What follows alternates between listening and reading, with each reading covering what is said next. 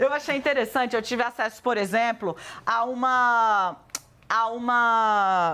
como eu posso dizer? Uma análise, um relatório. Um reporte, isso, da XP, né? E aí eles usam um termo que eu achei interessantíssimo, eu até reproduzi na nossa conversa prévia aqui, né?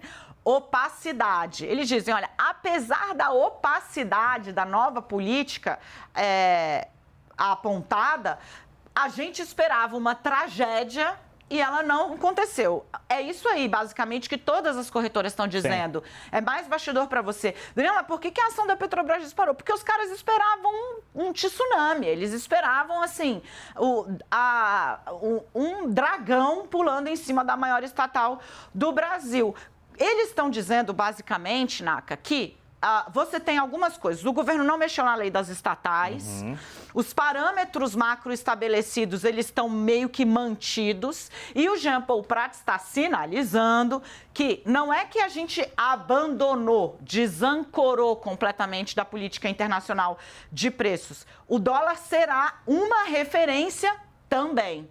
Basicamente, é isso que eles estão entendendo. Eu achei muito interessante o reporte dos analistas da XP, porque eles chegam nessa formatação aqui. Agradeço a fonte que me ajudou. Tanto que eu falei, por que o mercado está fazendo o preço a favor da Petrobras, amiguinho? Eu não estou entendendo nada.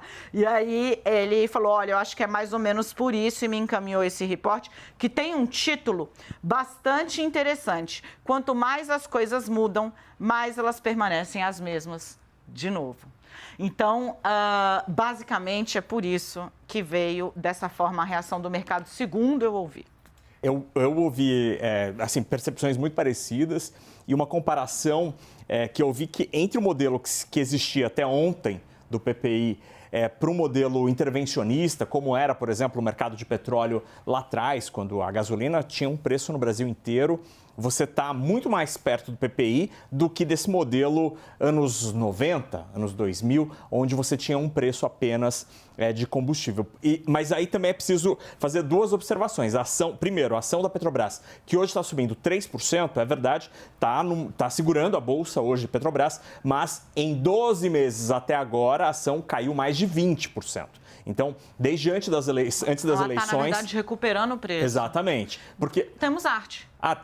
Muito bem. Então, porque só para concluir esse negócio da ação, que antes das eleições, o investidor sacou que seja Bolsonaro, seja Lula, está tendo intervenção, estão querendo mudar o preço dos combustíveis, então o investidor já antecipou esse movimento. Agora, a gente tem uma arte aqui, a gente tem a explicação, tipo um resumão sobre como é que vai funcionar, pelo menos o que se sabe até agora, tirando essa opacidade, essa falta de transparência de detalhes, mas o que se sabe até agora da nova política de preços da Petrobras. Então, o que tínhamos até agora era o preço internacional em dólar mais o frete. Por isso está pagadinho aqui, porque já era. Esta política já era, não está mais funcionando nas bombas de combustível. Agora passa a vigorar a nova política de preços da Petrobras. Então, algumas frases, algumas indicações dadas por Prats e pela companhia. Primeiro, preços inexoravelmente mais baixos que o quê? O que é aqueles que a gente praticava, por isso a queda de 12% da gasolina, 12% do diesel a partir de amanhã e 21% no caso do gás de cozinha. Estratégia comercial para os preços, o que é isso? Jean Paul Prats bate muito na tecla que a Petrobras precisa ter comportamento de empresa privada na hora de precificar. Não dá para vender para todo mundo pelo mesmo preço. Por quê? Às vezes um cliente grande, outro pequeno, às vezes um cliente fica do lado da refinaria, outro a 1.000 quilômetros da refinaria, às vezes é um cliente que é um bom pagador, às vezes tem cliente caloteiro na história. Então, Jean Paul Prats defende um comportamento comercial para isso. Você estabelece o preço conforme a sua relação. Além disso, além disso não, como uma consequência, então a Petrobras terá valores diferentes por local e por cliente e Jean Paul Prats, presidente da empresa, promete que não vai dar prejuízo a esta política de preços.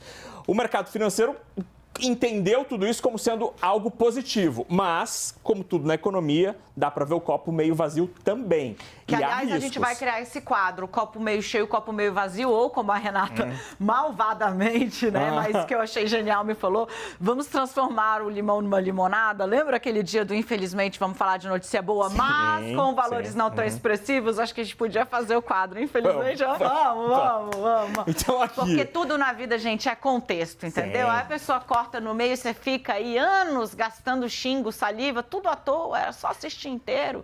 Vai, Naquinha. E na economia sempre dá para ver as coisas para um lado ou pelo outro. Nada é tão preto no branco assim, as coisas têm graduações, enfim. Mas quais são as possíveis consequências dessa nova política anunciada hoje? Primeiro, se a empresa começa a praticar preços menores do que os concorrentes, ela deixa de ganhar dinheiro. Isso em economia significa prejuízo. Então pode gerar prejuízo financeiro para a Petrobras. Posso fazer um parêntese? No reporte que eu recebi, eles falam, né, que eles pinçam uma fala tanto do ministro de Minas e Energia, Alexandre da Silveira, quanto do presidente Jean Paul Prats, que diz, olha, nós vamos sempre...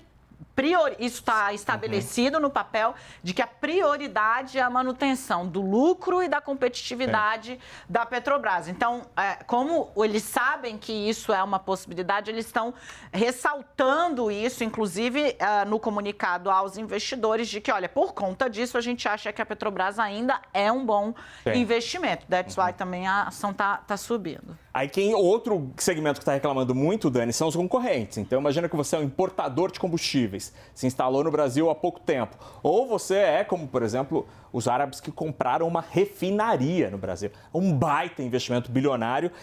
Esses caras podem ficar numa situação ali, olha, o meu grande concorrente está vendendo combustível, está vendendo gasolina, diesel mais barato, como é que eu vou fazer? Esse cara vai ter que cortar na própria carne. Isso gera uma situação de concorrência, talvez, que gere até um questionamento no CAD, por exemplo.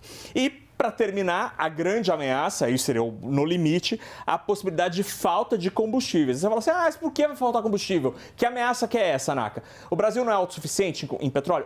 O Brasil produz mais petróleo do que a gente consome. Só que não dá para dizer isso sobre os combustíveis, porque você precisa ter o refino todo. E aí na próxima tela a gente tem a explicação disso. Os dados da ANP de março mostram que, por exemplo, de tudo que a gente consumiu de gasolina no mês de março, 90% era made in Brasil.